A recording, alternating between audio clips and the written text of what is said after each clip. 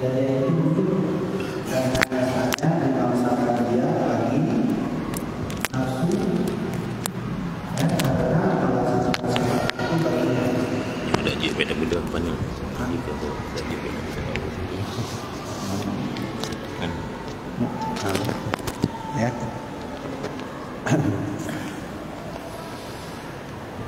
Maka karena inilah dibangsakan dia bagi nafsu karena melazimkan sifat itu baginya, yakni bagi zatnya, maka hanyalah dengan bersalahan ma'nawiyah.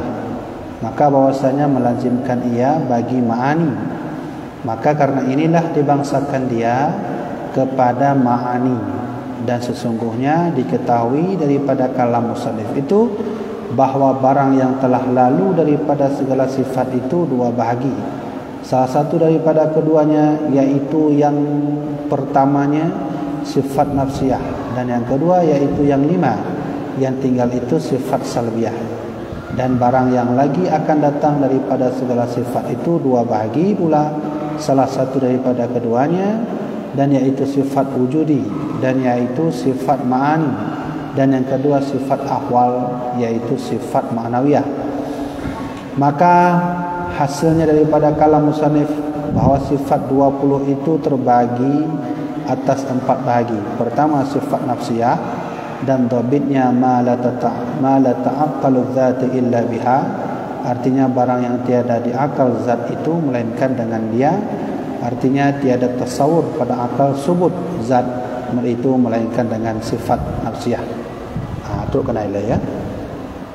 Ya, jadi jamaah yang dirahmati Allah, alhamdulillah pada beberapa pelajaran yang lalu kita sudah membahas beberapa sifat Allah Subhanahu wa taala. Maka dari beberapa sifat yang telah kita pelajari itu, para alim ulama menggolongkan beberapa sifat Allah ke dalam ya klarifikasi, beberapa klasifikasi, yaitu pembahagian seperti nafsiyah. Ya, sifat nafsiyah. Jadi mana? Ada yang ditanya hafai wujud, qidam, baqa, mukhalafatul hawadis, yamu min nafsih wa daniyah, truk mutakallimnya dibagi oleh ulama kepada 4 buah nama sifat. Ada namanya nafsiyah, yaitu masuk sifat wujud. Ada namanya salbiyah, yaitu qidam, baqa, mukhalafatul hawadis, yamu min nafsih wa daniyah. Ada namanya ma'ani, 7 sifat setelah itu, dan ma'nawiyah, 7 sifat setelah itu. Sekarang orang pasti bertanya, Tengku, kenapa sifat-sifat itu dibagi? Kenapa ada namanya nafsiyah? Kenapa adanya nama ma'ani? Kenapa ada nama ma'nawiyah? Begitu. Membagikan sifat ini oleh para alim ulama memiliki beberapa tujuan penting. Jangan sampai nanti kalau ini tidak terbagi, ada beberapa akal manusia yang liar itu akan menimbulkan hal-hal yang tidak diinginkan dalam kita beriman kepada Allah. Contoh saya ingin sebutkan, para alim ulama membagikan sifat ini, ada yang namanya ma'ani. Ma'ani itu 7 sifat. Salah satunya adalah kita sebut qadirun. Ma'ani namanya. Artinya Allah yang maha berkuasa. Kemudian ada ma'nawiyah, yaitu qudrah. Nah, qudrah artinya berkuasa. Sekarang pertanyaannya, apa bedanya yang berkuasa dengan berkuasa? Begitu kan? Dan kedua-dua sifat ini Allah firmankan dalam Al-Quran, innallaha ala kulli syai'in qadir. Itu isim fa'il. Sesungguhnya Allah berkehendak dengan segala sesuatu. Allah menggunakan kalimat qadirun yang hampir sama dengan qadirun. Kemudian ada lagi di sisi lain Allah menyebutkan qudrah. Nah, berkuasa dengan yang berkuasa itu apa bedanya? Gitu kan? Nah, sengaja ulama membuat ini agar kita tidak sesat cara mengimani kepada Allah Subhanahu wa taala. Sehingga ada hantaman-hantaman dari logika nalar manusia yang tak terbatas menghantam akidah kita dengan berkata Allah itu kan berkuasa, bukan punya kuasa atau bukan yang berkuasa. Asin pada laut. Itu lautnya yang asin atau asin itu laut? Ya kan? Itu laut yang kita lihat itu laut itu kalau kita olah kan jadi garam, ya kan? Sekarang orang bertanya, itu laut itu yang mengasinkan atau asin yang mengasinkan laut? Ini sebagian orang bingung cara jawabnya gimana itu? Maksudnya apa? Ya kan? Jadi yang sesungguhnya asin itu yang mengasinkan laut atau laut yang mengasinkan asin atau garam. Nah, ini logika nalar yang bebas yang siap menghantam orang-orang yang akidahnya tidak faham lebih dalam. Maka para alim ulama membagikan menjadi ma'ani ma'nawiyah. Nah, sekarang ada orang bertanya, Allah yang berkehendak dengan sifatnya atau Allah yang berkehendak dengan zatnya? Nah, ini pertanyaannya. Allah punya sifat, contoh seperti ilmun dengan alimun. Yang gitu? Alimun artinya yang maha mengetahui. Ilmun artinya mengetahui. Kalau begitu, ilmun yang membuat Allah alimun atau alimun membuat Allah itu ilmun? Sama lagi Daud benar. Asin yang membuat air laut asin atau air laut yang membuat garam itu asin atau asin itu garam? Nah, ini diputar-putar. Nah, disinilah nanti ada sinkronisasi atau korelasi yang tak dapat dipisahkan. Namanya ma'ani ma'nawiyah. Nah, gitu. Nah, itu tujuannya ulama buat begitu. Bukan memisahkan sifat Allah. Tidak ada, kita tak bisa memisahkan sifat Allah. Hanya Allah yang tahu sifat. Dan hanya Allah yang tahu berapa jumlah sifatnya. Tidak ada satu pun yang tahu. Kaedahnya apa? La ya'rifullah illallah. Tak ada yang tahu Allah kecuali Allah. Yang benar bukan? Kak, menang tiban jawaban. Asin yang mengasinkan air laut atau air laut yang mengasinkan asin atau mengasinkan garam? Jawabannya kedua-duanya sama. Kalau dipisahkan maka sungguh air laut bukan disebut air laut lagi, garam juga tidak disebut garam lagi. Karena dasar asin air laut. Air laut itu juga harus dengan asin. Asin dengan air laut itu tak dapat dipisahkan. Nah, inilah nanti namanya ma'ani ma'nawiyah. Nah, sekarang mari kita contohkan kepada sifat Allah. Orang bertanya, yang membuat Allah alimun, ilmun, atau ilmun yang dibuat oleh alimun? Bahasa awamnya begini, Allah maha mengetahui, alimun. Ada satu lagi, ilmun, mengetahui. Yang membuat mengetahui sifat ini, apakah yang maha mengetahui atau yang maha mengetahui dibuat oleh yang mengetahui? Punya nafun bukan jual nafun 6 talah. Maksudnya itu belum jelaskan lebih panjang tau. Hanya tujuan ulama membuat ma'ani agar kita tidak tersesat. Nanti contoh lainnya sama seperti panas dengan api. Contoh yang saya sebutkan pada pertemuan yang lalu. Panas yang membuat api itu atau api yang membuat panas? Kan begitu kan? Simpelnya begitu contohnya. Berarti kalau begitu kita jawab semua. Semua yang saya nyatakan tadi itu disebut ma'ani ma'nawiyah. Ma'ani ma'nawiyah sampai kapanpun tidak boleh dipisahkan. Tidak boleh dipisahkan. Saya manusia, zat. Coba pisahkan dengan sifat yang saya miliki, namanya tertawa. Tertawa itu dilepas dari tubuh saya. Bisa tidak? Tidak bisa. Semua akal logika pasti akan menangkap jika ada sifat, pasti ada yang punya sifat. Contoh, bak tengah malam gedenya tengah dah duduk saja ngon warung kopi, urang hanale kebetulan warung kopi bak tengah hutan. Tengah dah duduk main HP kai mutu urang tengah ikem. Kamu nyan nalar gedenya orang ku pasti kita minta pat asai kemnya. Bahasanya pat asai kemnya berarti kita mencari wujudnya. Pu manusia, pu hantu wujudnya. Artinya saya ingin katakan setiap sifat yang muncul tidak boleh lepas dari namanya zat sifat. Nih, saya punya tertawa. Saya tertawa. Coba tertawa itu tarik, jangan ada pada tubuh saya. Tidak bisa.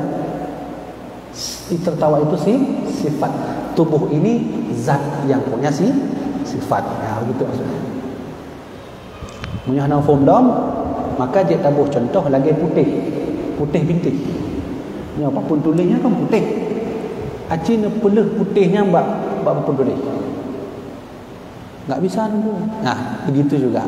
Putih itu sifat, papan tulis itu zat yang punya sifat. Nah, inilah nanti ulama membuat namanya ma'ani ma'nawiyah. Apa tujuannya? Bahwa kedua-duanya tidak boleh dipisahkan. Nah, karena pembahasan kita malamnya mengenai nafsiyah, salbiyah, ma'ani ma'nawiyah. Maka kita fokus bab nafsiyah.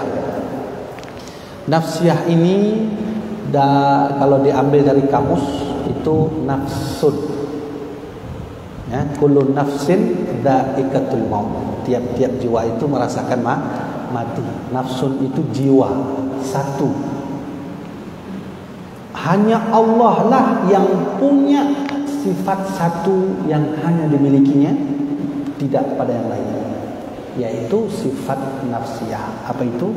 Wujud. Karena ada sifat pada Allah yang ada pada kita sedikit. Apa itu? Allah Maha Pengasih. Kita ada juga sifat pengasih. Allah Maha Berkehendak. Kita juga diberi oleh Allah kehendak. Allah Maha Berilmu. Kita diberi juga oleh Allah sedikit ilmu. Nah, gitu maksudnya.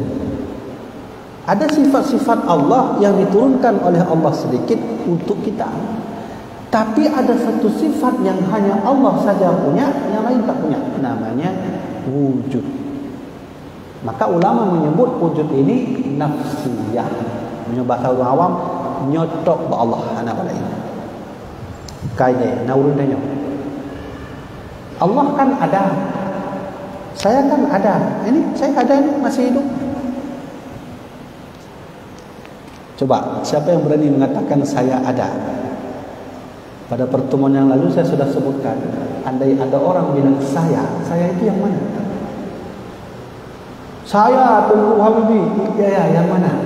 Ini saya, bukan, ini bukan saya, ini dada. Ya, orang kalau sombong kan begitu guys. Nyolon ber. Yang disebut saya itu yang mana? Ini, bukan, ini dada dulu. Saya ini saya, bukan ini pipi, bukan saya. Ya, jadi lu kena tanya yang disebut saya itu yang mana? Ini saya, bukan ini perut. Di sini kita tak tahu bagaimana cara menjawab. Ternyata tak ada yang bisa menggunakan kata saya kecuali Allah yang bisa menggunakannya. Mana dalilnya? Dalam surat At-Taha, la ilaha illa ana tak ada Tuhan kecuali saya. Menyuruhnya wujud. Tunjuk tu saya. Yang mana? Coba tunjuk. Ini. Bukan. Ini dada. Bukan saya. Ini saya ini. Bukan. Ini kepala. Bukan saya. Benar-benar 4 yang disebut saya dulu. Nyo hidung. Nyo leg. Nyo kan perut. Nyo kan lagi ini. Di sini lah kita tak tahu beri jawaban. Nah, kalau begitu maka saya ini namanya wujud, hanya Allah Subhanahu wa taala yang punya. Nah, kaum muslimin, sekarang kita sudah tahu kan mengapa wali-wali Allah begitu ingin merasakan Allah Subhanahu wa taala sehingga mereka melupakan diri tentang saya. Wali Allah melupakan dirinya tentang saya. Kenapa? Dia tak bisa bertanggung jawab yang disebut saya itu mana. Sehingga dia mengetahui Allah lebih dalam dan hasilnya para wali Allah gila karena Allah. Nah, kamu faham kan? Kenapa wali Allah gila? Karena dia tak tahu saya itu yang mana. Ketika kita sebut saya, ini saya, ini bukan, ini tangan yang menggerakkan Allah. Ketika menyebut ini saya, ini bukan, ini kepala yang menghidupkan Allah. Ketika kita menunjuk perut, ya ini saya, bukan, ini perut yang menghidupkan Allah. Dari ujung rambut sampai di ujung kaki, semua Allah yang punya berkehendak. Jadi kita tak bisa jawab mana saya, yang disebut saya itu mana. Maka saya tertarik dengan filem. Makanya filem Jackie Chan buat Who I Am. Who I Am tu siapa saya? Saya ini siapa? Coba tanyakan pada diri sendiri. Saya ini siapa? Manusia? Bukan. Nah, di sini nampak kan? Nampak ada kehendak Allah dalam setiap alunan gerakan tubuh kita semua.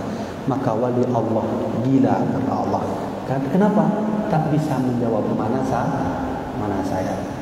Nah, di sinilah ulama membuat definisi kalau begitu hanya ada satu sifat yang Allah saja punya, lain tak ada. Namanya wujud. Dalam kategori ini disebut oleh ulama nafsiyah. Satu. Yang kedua, kenapa disebut nafsiyah? Pada penjelasan yang lalu kita sudah membahas. Ketika saya bertanya ini apa, maka orang menyebut ini air. Kamu tahu dari mana ini air? Dari otak saya lah. Man otak yang beritahu ini air? Siapa? Ya akal saya lah. Man akal yang beritahu siapa? Bermain ba Allah, punya Allah habis sekarang. Yang beritahu Allah habis. Aci bermain ba Allah dia. Buntu tunggu. Akal itu di mana di sini? Enggak ada. Potong kepala, enggak dapat akal. Sekarang orang bertanya, yang sebut ini air siapa? Akal. Terus akal itu di mana di sini? Enggak ada. Coba belah kepala, enggak nampak akal itu. Dan orang mana mau faham kiban bentuk akal itu bulan mana? Bola di kuih donat mana? Di sini gaib. Jadi oleh karena itu para alim ulama tauhid menyebut adanya kita sesungguhnya tidak ada. Maka nanti kita akan merujuk kepada surat dalam Al-Quran itu, ya, wa mal hayatud dunya illa la'ibun wa lahwun. Tidaklah kehidupan dunia itu melainkan hanya tipu daya. Betul kan? Selama ini kita ditipu. Coba yang sebut ini air siapa? Otak. Otak siapa kasih tahu? Akal. Akal itu di mana posisinya? Enggak tahu. Kalau enggak tahu kenapa kita bersebut kita orang berakal? Nanggo. De, pakai ngeranya menyode mata perut, dengkul lunde dah. Udah dah belah perut ana ada kan? Enggak nampak, coba. Lapar tak ada. Gaib, rindu, cinta. Takkan ba urina punya adik ana petih lun cinta ka adik necok sikit jak belah dada lun. Ana ni belah, macam ni belah.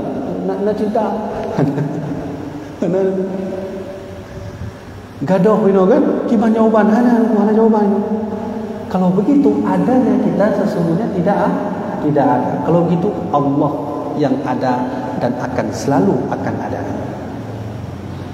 Nah, maka disebut nafsiyah. Yang keempat dua.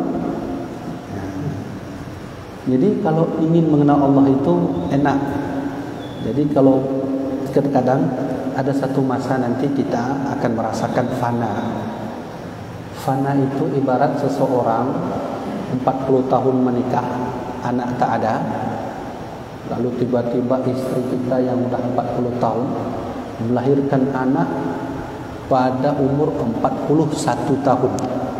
Maka kita selaku suami kan bahagia kan? 40 tahun dapat anak lahir kan? Dijauh oleh Allah pada umur 41. Dia kita yang umur 60 tu. Wate lahir anak tu. Oh, ma bahagia anak. Don yakin yang pajubuan dengan dia. JP yang dengan dia. Sabit ronak ba oleh anu. Nah, posisi itu sebenarnya kita merasakan fana terhadap makan, fana terhadap minum, fana terhadap pekerjaan, fana terhadap yang lainnya. Apa yang ada dalam pikiran? Anak. Nah, ini yang dicari oleh para alim ulama. Maka mencintai Allah itu lebih nikmat daripada surga.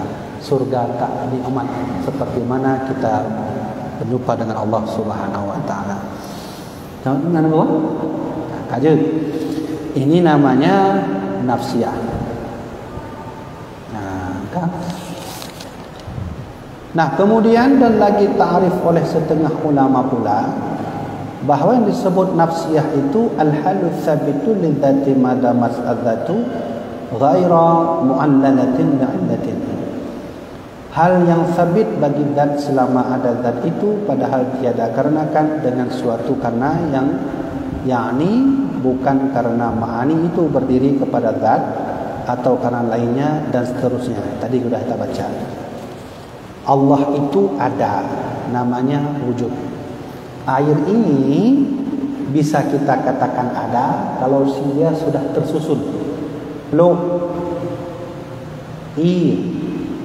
kemudian tub hudu. Apa namanya? Air. Jadi kalau sudah berbentuk baru kita baru sebut namanya. Contoh lainnya tisu. Aluncok apa? Ini kenapa disebut tisu? Karena dia sudah berkomposisi. Dibuat dari bahan-bahan yang lainnya diolah oleh pabrik, maka jadilah benda ini dan kita sebut tisu. Maka wujud tisu itu hadir karena wujud lain. Wujud kita sebagai manusia itu hadir karena wujud lain. Coba saya cabut mata. Saya letakkan mata di sini. Bisa enggak kita sebut mata sebagai manusia? Tidak. Jadi yang mana disebut manusia? Ada mata, ada hidung, ada telinga, ada perut, ada dada, tangan, kaki. Manusia. Coba lepaskan tangan, potong tangan, letakkan, sebut. Ini manusia atau tangan? Tangan, bukan manusia. Kalau begitu, wujud kita ini ada manusia karena ada hadir yang lainnya. Benar kan? Ada kita karena ada yang lain. Nah, kalau Allah adanya Allah bukan ada yang lain. Allah itu ma la ya'lamu min syai', tidak ada sesuatu pun yang berhubungan dengan wujudnya Allah. Allah Maha ada selama-lamanya. Apa manfaat saya bilang begini? Ini yang lebih berbahaya. Sebahagian orang berakidah, betul kan? Belum doa, yang doa. Ya Allah, berilah moto sabar kepada saudara Adun. Kemana? Amin. Singoh hijak ngon medanya. Jak pegah ba ada. Oma berkat doa Adun dan karena moto sabar itu. Oh iyalah, nak berkat Adun berdoa kepada Allah, Allah mengabulkan doa Adun. Maka nama moto orangnya. Nah salah. Terlebih dia tengok anak salah kan? Anak salah kan? Tapi ini menjadi pertanyaan bagi ateis. Sebenarnya Allah yang memberikan doamu itu apa sebab karena engkau berdoa atau sebab Allah berkehendak? Kemudian Allah kasih mobil. Pertanyaannya, Allah kasih mobil itu apakah efek doamu atau memang Allah sendiri yang mau mengabulkannya, bukan karena doa? Maka jawabannya karena Allah. Menyamana ditanya oleh goblok tu, apa makna ayat Al-Quran? Ud'uni astajib lakum. Berdoalah kepadaku, niscaya akan aku kabulkannya. Apa makna? Menyokong karena efek doa gitu. Artinya saya ingin bilang, apakah kehendak Allah itu difaktori oleh doa orang? Nah, begitu maksudnya. Ya kan? Oh, itu kan karena Allah mengabulkan doa saya. Nah, benar. Bahasanya nak itu, tapi yang salah ya. Pada begahnya, oh laki mah. Bukan karena doamu Allah mengabulkan ini, karena kehendak Allah sendiri, bukan karena doamu. Kamu menurun tanya, ud'uni astajib lakum, berdoalah kepadaku, niscaya aku kabulkan. Yang makna, walau begitu Allah berfirman, tetap Allah yang punya hak prerogatif berkehendak. Jadi baik mana bahasa ni? Baik gara-gara Allah berkehendak gara-gara nanya lain yang baik. Menyumenan cara mengikut dia bisa kafir. Apa maksud kan?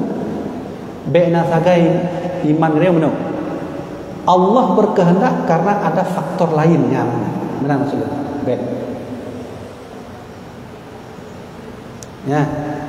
Yang sama lagi urungkeunnya bahaya. Kadang-kadang karena penceramah yang salah dari saya, yang benar dari Allah. Nah lah. Betulan. Betul urung penceramah kan nanti kan. Baiklah, sekian dari saya. Kemudian sekian dari saya, mudah-mudahan bermanfaat ceramah ini. Apabila ada kata-kata yang salah itu dari saya dan yang benar dari Allah. Usikum binafsi taqwa Allah. Benar kan? Terus kalau begitu bahasa kita sebut akan bertentangan dengan hadis Nabi riwayat Imam Bukhari Muslim dalam kitab Arba'in Nawawi hadis nomor 2. Kalau bahasa Ustaz Adi Hidayat sebelah kanan paling bawah. Itu Ustaz. Apa kata Nabi? Antu'minu bil qadri khairihi wa syarrihi. Engkau beriman, mempercayai bahwa segala yang baik dari Allah, segala yang buruk dari Allah. Siapa yang bilang? Rasulullah. Man pakan tempat kita nyatakan yang buruk dari saya, yang baik dari Allah. Nah, ini akidah Jabariyah, Mu'tazilah. Kalau ada orang yang sebut seperti itu ceramahnya, secara tidak langsung ideologi kaum Mu'tazilah sudah ada dalam pikiran kita. Ingatlah, yang buruk dari Allah, yang baik juga dari Allah. Terus apa fungsi kita? Fungsi kita adalah ikhtiar. Allah tawarkan 2 buah tempat, baik, buruk. Kita manusia, maka Allah suruh, hai kamu, ingin ke tempat yang baik ku izinkan, ingin tempat yang buruk aku izinkan. Nah, nyanyi baik kalah bahasa. Jadi hati-hati sekali menyana-menan guna teguh fiat, karena itu ideologi Mu'tazilah.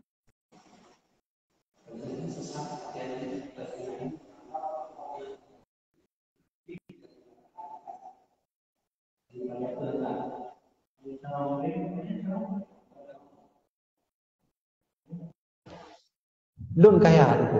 Yang kita nyawa kaya kon karena Allah.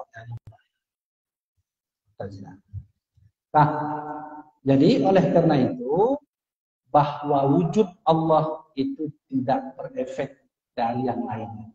Allah berdiri sendiri, berkehendak sendiri, mengetahui ilmu, bukan karena faktor yang lain. Bukan? Baik.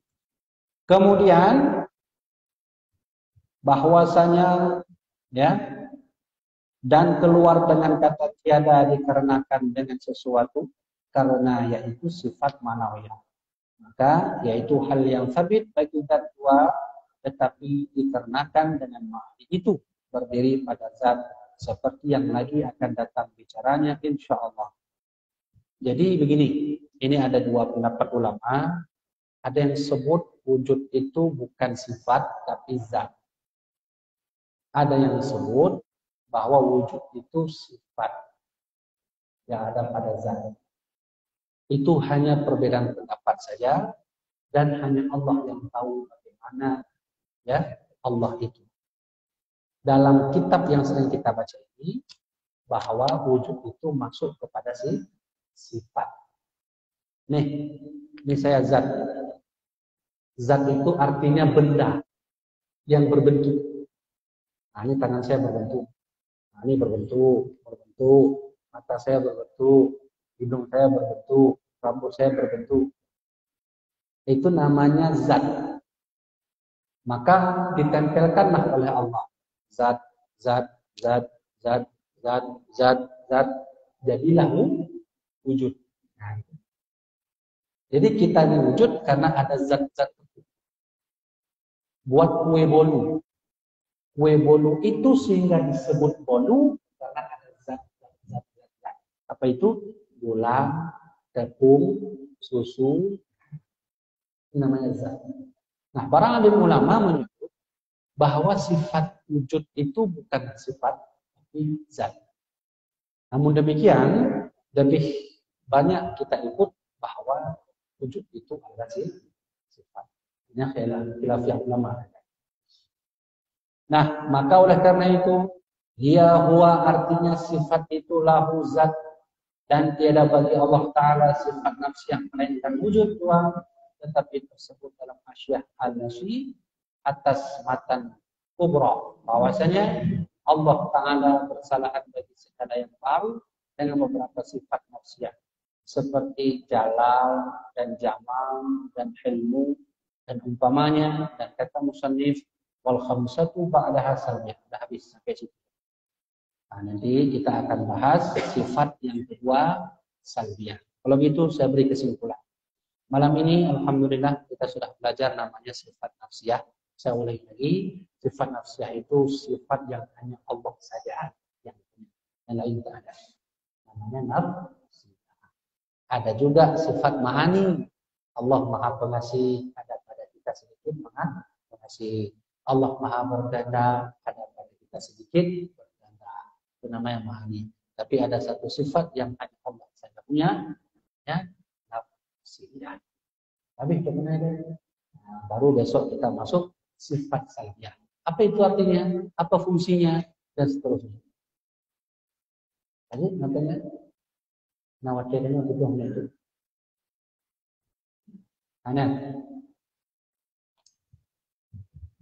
Nah, menyuhana nunggu dan lanjut ke cuci. Nyo wujud kita nyo nunggu.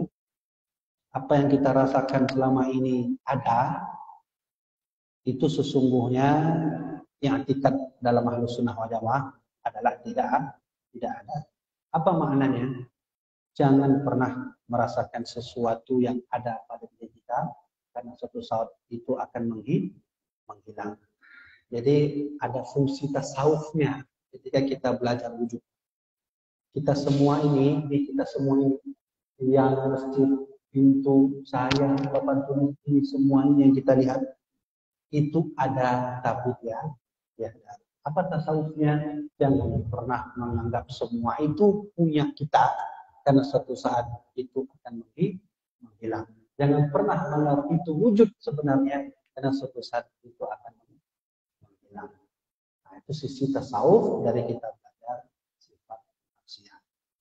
Baik, jamaah dirahmatillah Allah karena anak pertanyaan. Nah,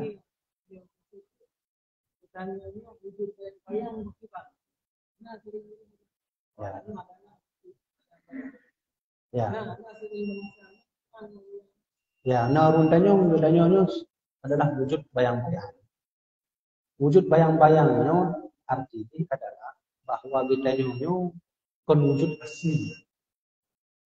Bedanya bukan wujud asli. Bedanya adalah alamatul ilallah, tanda untuk mengenal Allah. Maka hadir tersebut bedanya wujud sebenarnya, tapi wujud bayang-bayang. Bayang-bayangnya adalah hidup.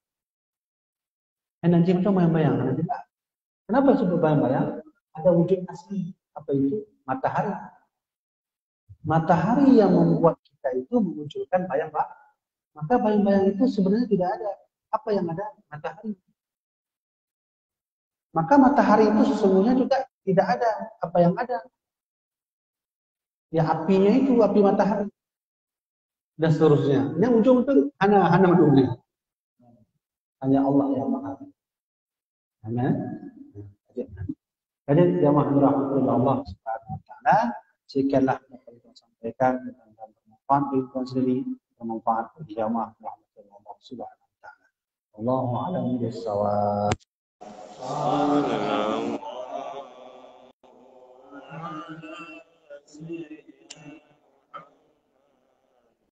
Sallallahu alaihi wasallam. Sallallahu ala sayyidina Muhammad. Sallallahu alaihi wasallam. Sallallahu ala sayyidina Muhammad. Ya Rabbi salli alaihi